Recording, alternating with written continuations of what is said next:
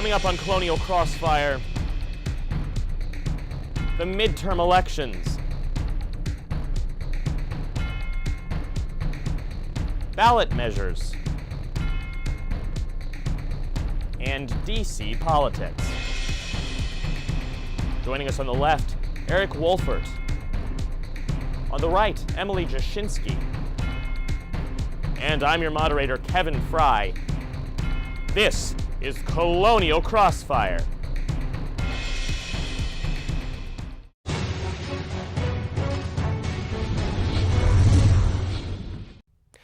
A new era in Washington. Hi everyone, I'm Kevin Fry, and welcome to a special midterm edition of Colonial Crossfire. In a tidal wave of election victories on Tuesday night, Republicans gained at least 7 seats in the U.S. Senate. They also easily maintained power in the House. That means that come January, the GOP will control both houses of the U.S. Congress, creating a divided government here in our nation's capital. Here at GW, the college Republicans and college Democrats gathered as the results came in on Tuesday night. They held neighboring viewing parties in the Marvin Center. Colonial Crossfire reporters Mike Falco and Benji Englander were there as the votes were counted. After months of volunteering on campaigns, college Democrats gathered to watch the results roll in. Meanwhile, down the hall, the college Republicans celebrated a night of victory after their own campaign efforts.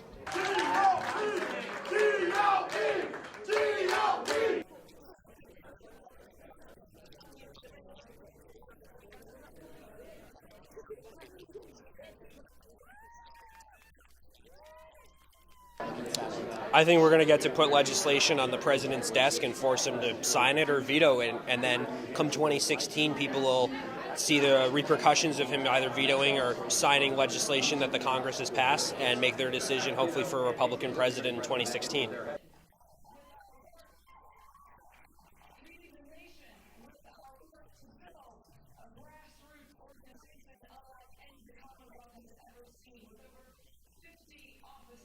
I think that the main thing you're going to see is Obama's going to be forced to veto a lot of legislation, which is going to be kind of a difficult situation for the Democrats, obviously. But I think that personally, I'm not too pessimistic about it because I think that it means that people are going to get a real clear idea of where the Republican Party stands.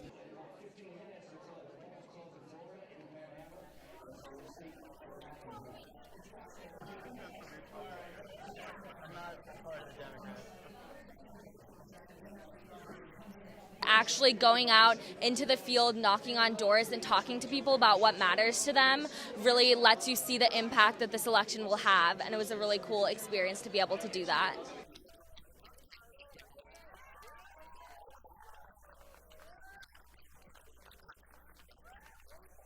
It's awesome. Last year it was great when we got to campaign for Chris Christie to see him win by a huge margin. And this year, I think it's going to be really great to see the fruits of our labor pay off when we hopefully take back the Senate.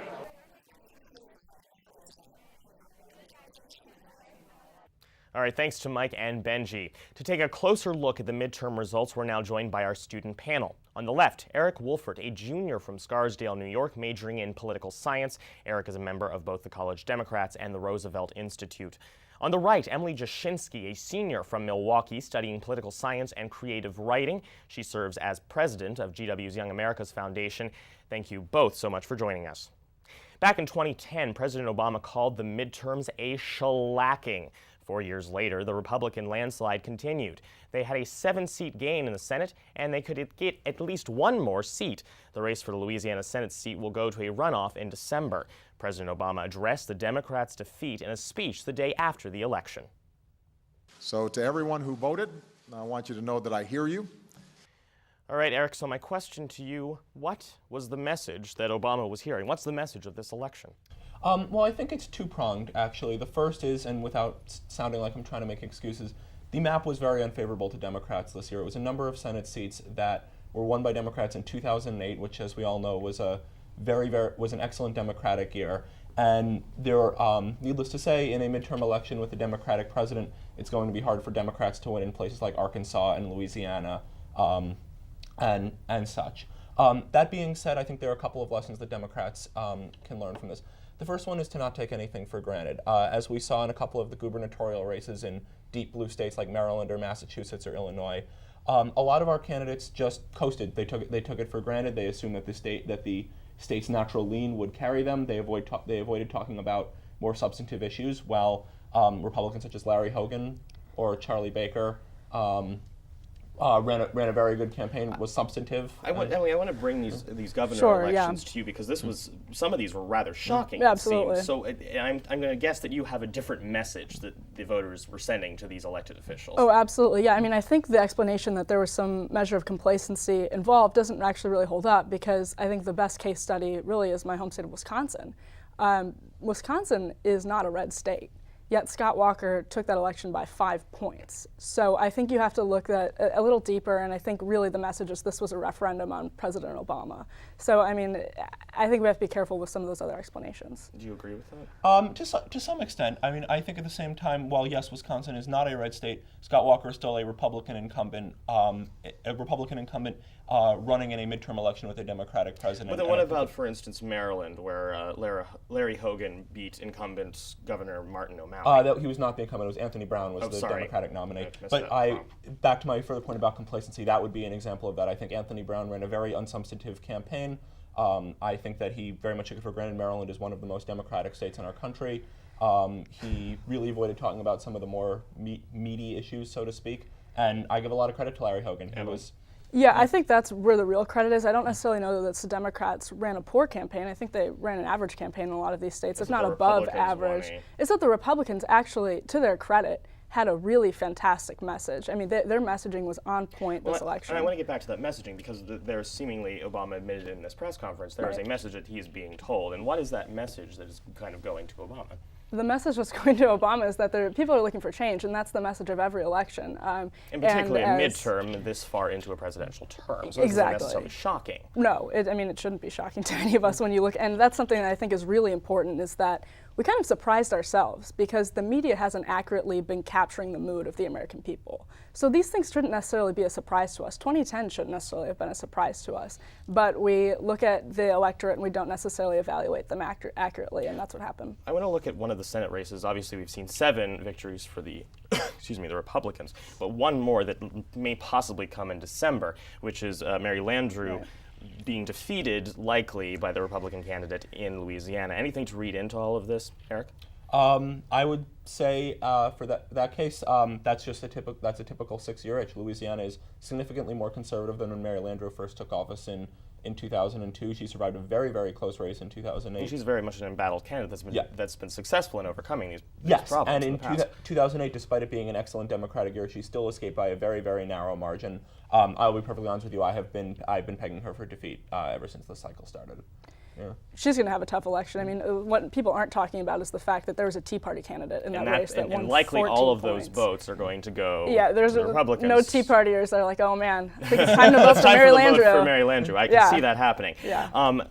And getting Democratic turnout a second time is going to be very difficult. Right, and particularly in December, obviously. It was basically pegged that if she didn't win this time, there's no chance she's going to win this next time. They're already going to come to the polls. They're already taking money out of the race. Yeah. Unfortunately, I have to agree with you. Yeah.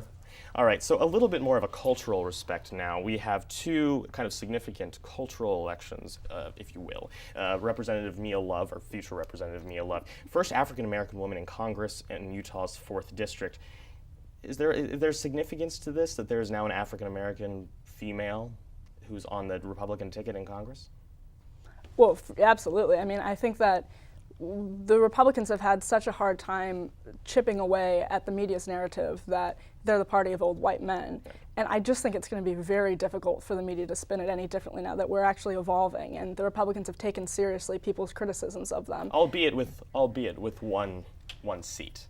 Well, yeah, I mean, there's also Tim Scott, who's fantastic, and there are a number of other really sort of diverse members elected in this cycle. I mean, I can name one person in Ohio. Last word for you, Eric. I actually have to disagree with you that it's media spin. I mean, just look at the numbers from the 2012 election, and ever since 1996 and 2000, every group that, quite frankly, is not old white men has been trending away from the Republicans. We note Hispanics quite a bit, but women, Asian Americans, African Americans who have always been a Democratic stronghold are even more so than they were 15 years ago. Absolutely. Yeah. You can't argue with those numbers, but the point of the matter, you can't assume that the Democratic Party is the party of all African Americans. When there are now case exactly, studies. and now what we can do is better appeal to different demographics, because it'll be harder for the media to spin it otherwise, because there are arguments for African Americans to join the Republican Party, so it's positive. And that's going to be our final word on the analysis of the actual elections themselves.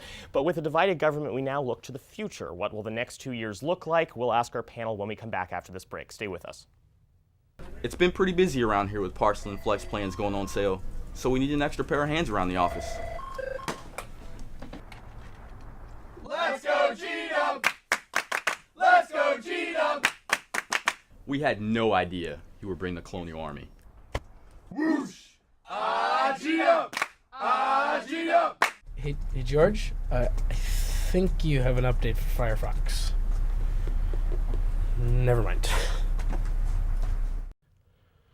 Welcome back to our discussion of the midterms. In speeches a day after the election, President Obama and future Senate Majority Leader Mitch McConnell, at least he's projected to be, gave perhaps a preview of what it will look like in the next 2 years. When the American people choose divided government, I don't think it means they don't want us to do anything. I think it means they want us to look for areas of agreement. We can surely find ways to work together on issues where there's broad agreement among the American people. So, Emily, you just heard the word agreement pop up in both of those speeches. Is there something that can be agreed upon? Absolutely, and I hope it's tax reform. I really hope it's tax reform. I think on a more micro level, you're going to see the medical device tax be eliminated from Obamacare, but there are certainly a number of issues, hopefully tax reform, that the people just will all be able to agree on. I want to go through issue by issue and look at some of the things that will likely come up in the next 2 years, per se. Or maybe not at all, but we'll see what your opinions are on this. So immigration. Obama is now vowing to do an executive order to remove the threat of deportation and grant work permits to immigrants. But both Boehner and McConnell say that this is going to be poison in the well. So is there any chance, Eric, of Congress doing anything on this, or is this just going to be an executive action? Absolutely not, and I would strongly encourage President Obama, not that he's listening, of course, but I would strongly encourage President Obama to not take this bait. Boehner and McConnell, once again, are just trying to intimidate him. We've seen it time and again. The bipartisan Senate bill passed with well more than a supermajority in June 2013. The House has refused to even consider it, despite the fact that there are several House Republicans that are in favor of it. So I would say to President Obama, don't take this bait. I would be going with an executive action at this point. But if he takes the executive action, this poison in the well sort of thing, would this be the end of any possible working relationship if he takes an advancement on this in the coming weeks? Yeah. Yeah, absolutely. I mean, if he's taking an executive action on that sort of level, not only is that poisoning the well in terms of Congress's relationship with the president, that's going to be poisoning the well in terms of public opinion on the president. And that's going to be a serious what well is issue. there even to poison? Ever since 2008, the Republicans since 2008 have shown no interest in working with the president really on any substantive issue. We have Mitch McConnell, who in January of 2009 said that their single biggest priority was making President Obama a one-term president. I think one of President Obama's biggest mistakes has been ever thinking that there was any compromise in this party. Obviously, I disagree with that. I mean, I would say if you're looking at immigration in particular, they haven't put it on their agenda. Right, and I think the concept I'm talking about here is more executive action. Right. And that has been massively unpopular with the American people, is President Obama taking executive action. And I think that's one of the serious issues, that public opinion was so negative. But don't Republicans take the risk? I mean, you have these immigration organizations trying to get the president to do something. Wouldn't the Republicans take a risk by not actually acting upon this for instance, 2016? Yeah, I mean, I think that's a serious cost-benefit analysis that they need to take up, and I'm sure they're doing all kinds of calculations on what their move should be on that particular issue, because movement on that could certainly be really problematic for some people going forward into 2016. It could also be problematic to not do anything. You're right. Another topic that we could possibly see, God only knows, is Obamacare coming up. Emily, we've seen the Ted Cruz effect. Is there a chance of this coming again, this repeal in full? I don't think it's unreasonable for them to sort of symbolically pass repeal in both the House and the Senate. Even if nothing can actually happen. Yeah, I mean, I don't think it's unreasonable that they would do that, because that is obviously, it's so unpopular that they can. It's pandering to the American people, and I don't think it's impossible that will happen. But the best thing that Mitch McConnell can do right now is make amends with Ted Cruz in whatever possible way. kind of wrangle him into a position where he's not going to sabotage their. I mean, they've really crafted a very, very sort of popular image. And there's really no chance, Eric, of this. President Obama will obviously veto anything to pull apart Obamacare, but there are little portions of it that we could possibly see come up in the next 2 years. For instance, the 30-hour rule for the terms of what it means to be a full-time employee. Do you think there could be some bending on some of those smaller issues like the 30-hour rule? Oh, absolutely, and I think there has been already. In fact, Republicans have criticized the president for taking what they see as unilateral actions. For example, delaying the employer mandate in the Affordable Care Act. I do think that the president has been willing to make some amends in that regard, and I would imagine we're going to see more of that, whether it's unilateral or through Congress. Any agreement there, Emily?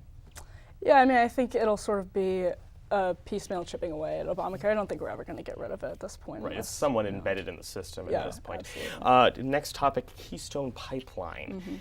Republicans obviously are going to want to pass any legislation to get that up and running.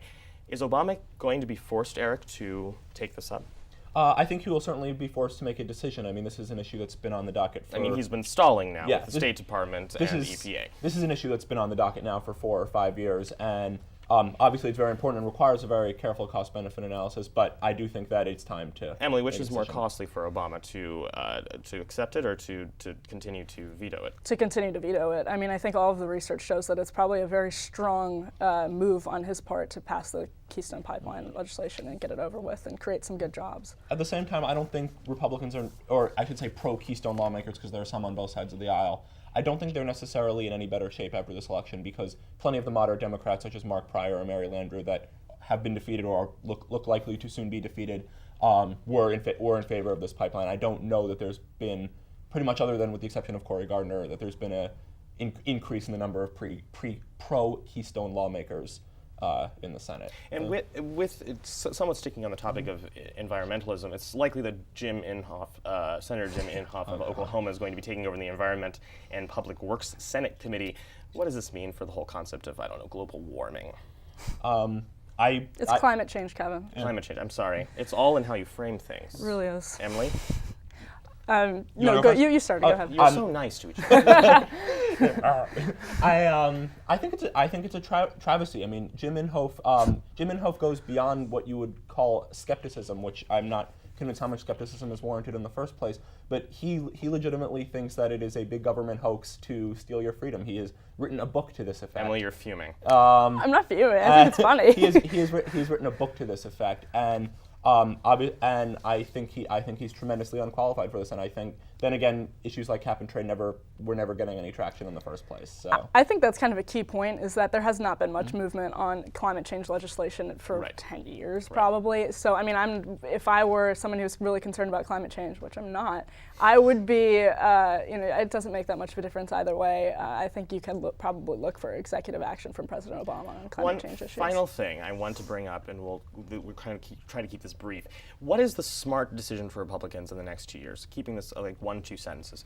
Is it smart for them to hold up everything, kind of a Ted Cruz effect, or is it smart for them to pass a bunch of things and say, look, we did all this work? Emily? Yeah, well, there was a poll that showed most Americans actually had no confidence in the Republicans' plan, less confident in the Republicans' plan than they did for President Obama's plan.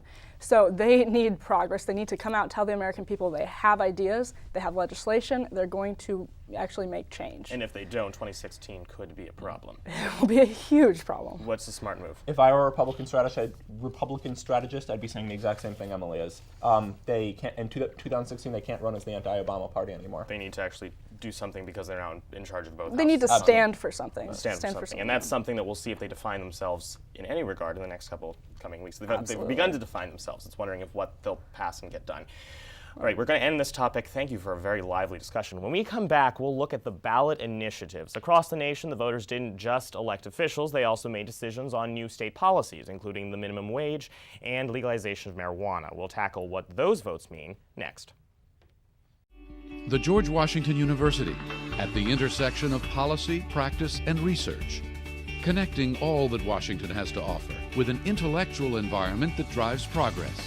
Transforming vision into action, offering learning experiences that are rigorous, real-time, and real-world. in a city shaping the future. George Washington is a place where faculty and students don't just study the world, they work to change it. Welcome back. Our panel joins us again for Rapid Fire, some quick answers to some quick questions. Today we look at 2 of the ballot initiatives from across the country, starting with marijuana. 3 states and the District of Columbia voted on legalizing recreational marijuana. The measure passed in Alaska, Oregon, and D.C. Voters in Florida narrowly missed the 60% necessary to pass the legislation. Eric, should this remain a state-by-state issue? Well, I think for the time being it's going to have to be. I would certainly favor repeal of the Federal Controlled Substances Act for at least as it relates to marijuana. I think we have seen now for several decades the deleterious effects of marijuana prohibition, just like we did with alcohol prohibition in the 1920s. So I would say I think this is great progress, and I look forward to a lot of states continuing down this path. I mean, if Alaska, a state that no one will confuse with liberal, can do this, I think we'll see a lot more. Is this starting a trend? I mean, I think the electorate is becoming more libertarian, and I also think it's positive. You would like that, wouldn't you? Of course I would. The positive thing is that it's happening on a state-by-state level. The negative thing that we really need to pay attention to is sort of how the experiment has gone in Colorado, and I think there's a lot of evidence showing that it has not gone that well. Right. All right. We will see how this continues to pan out. Second topic, and I do want to say that what I just said was legislation. It was a vote, a ballot initiative across the public, whether or not they elected to do so. Second topic, voters in 4 states elected to raise the minimum wage. They joined 13 other states that have elected to do so since 2013. Now, it should be noted that in 3 of those new states, including Arkansas, Nebraska, and South Dakota, voters also elected Republican governors. So, Emily, is this a sign of a national trend? Yeah, I think this is really pushing the issue. Again, I don't really see this as a partisan issue because the research is pretty undecided on how the minimum wage will impact workers.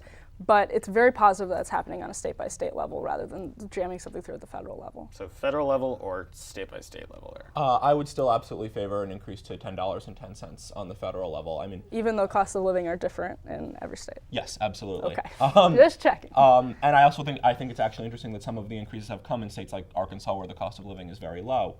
I think that, I mean, if it had even kept pace with inflation in the last 40 years, it would be higher than $10.10.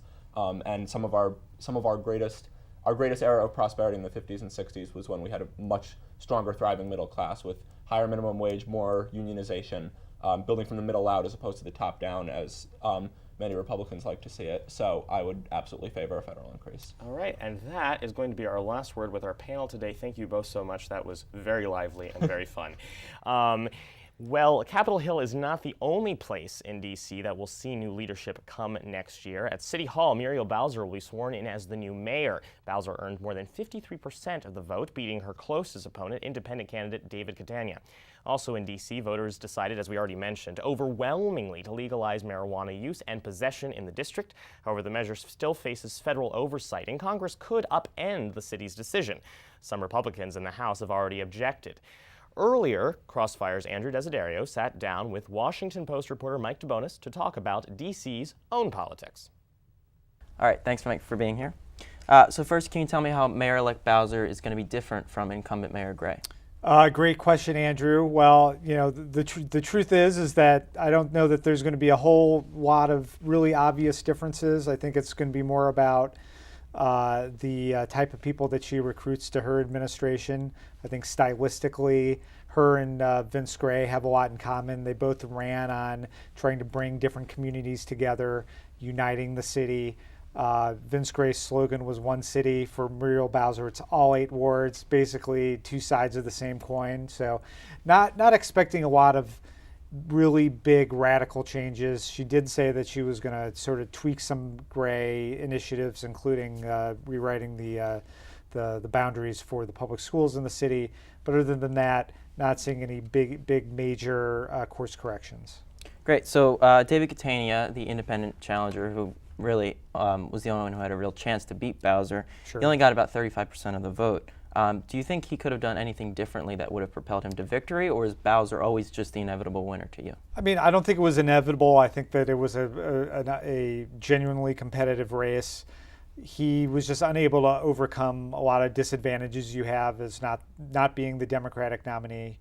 What could have changed the outcome of this election is if I think a couple of things. If he'd had more money to communicate directly to voters, he ended up relying very much on word of mouth, on earned media, meaning, newspaper stories and television coverage. He couldn't blanket the city in mail the way that Muriel Bowser did. He didn't run broadcast television ads in the same way that Muriel Bowser did. Right. And that was, he didn't have the resources to do that. The other thing he could have done, perhaps more could have been done to sort of, make people doubt Muriel Bowser. He was very aggressive in questioning her qualifications and her record. And tried to go negative, as they say. I don't know that he was terribly effective in that, and part of that can be attributed to Muriel Bowser just being a very careful candidate and avoiding mistakes. Right, and Catania was, of course, campaigning pretty hard in Wards 7 and 8, east of the Anacostia River, but Muriel Bowser ended up being victorious. She got over 70% of the vote in both of those wards. Right. But Catania himself, he won Wards 2, 3, and 6. So what do you think he did well in those areas? And what do you think he could have done better, maybe in the Anacostia neighborhoods that Bowser overwhelmingly won? Wards 2, 3, and 6, he had a demographic advantage. These are voters who, do consume a lot more media. They read the paper.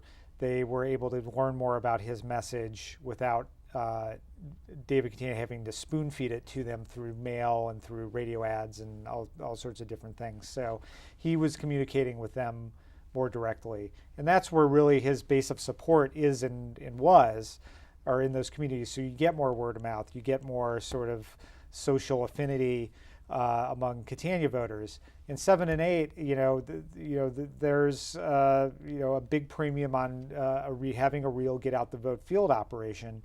And there was never any evidence that he really developed that. Muriel Bowser had hundreds of vans taking people from their homes to polling places. That never happened. David Catania never did that. He was, relying on people of their own volition going out to vote. Maybe with the help of a phone call or something like that. Yeah.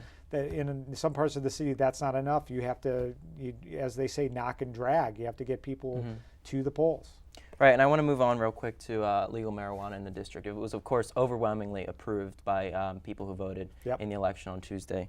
But Congress does have the power to block it. Republicans in Congress have said they might try to upend the city's decision, but Rand Paul, who might take over the powerful Senate subcommittee that oversees the district, has said he might just let it go and say DC has the right to do what it wants. So what chance do you think Congress has of really upending this decision?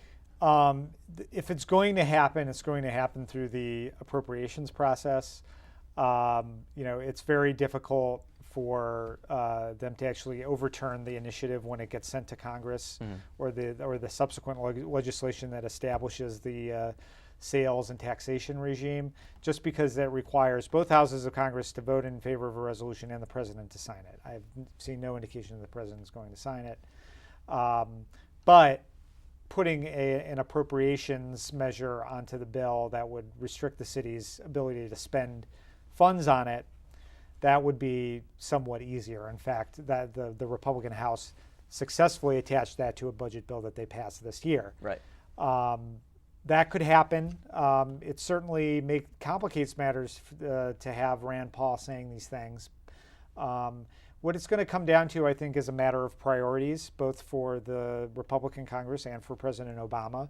If the Republican Congress thinks that this is something that they want to fight for during negotiations over a spending bill, then chances are they might be able to get that. President Obama may not consider that a priority when it comes to everything else that he wants to see in the spending authorization for his last 2 years. So, the question is where does this fall on the Republican list of priorities with everything else that they want to do and sort of squeeze out of President Obama in these next 2 years? Right. Well, it'll be really interesting to see what happens. Mike, thanks so much for being here. Appreciate it. Thanks, Andrew. Thank you. Mike DeBonis of The Washington Post. Thanks to both Mike and Andrew. After this break, Spilled Milk, our wrap-up of late night comedy. Stay with us. Wonderful academic institution with a fine athletic tradition. Patricio Garino throws it down with two hands. Wonderful city. It's a great place to go to school. Keith Savage open down the right side. Will go and Duncan with his right hand. Not just a family, it's a whole community. Armwood Duncan with 1.9 seconds left. Armwood, a thunder slam. 81-80 George Washington. A huge victory for the Colonials. Welcome back. During our panel discussion, a team of fact-checkers was monitoring our debate. Andrew Desiderio joins us once again, this time to fill us in on what we missed. Andrew? Thanks, Kevin. Let's do a quick fact check of our debate today. Just a small thing for Eric, our liberal debater.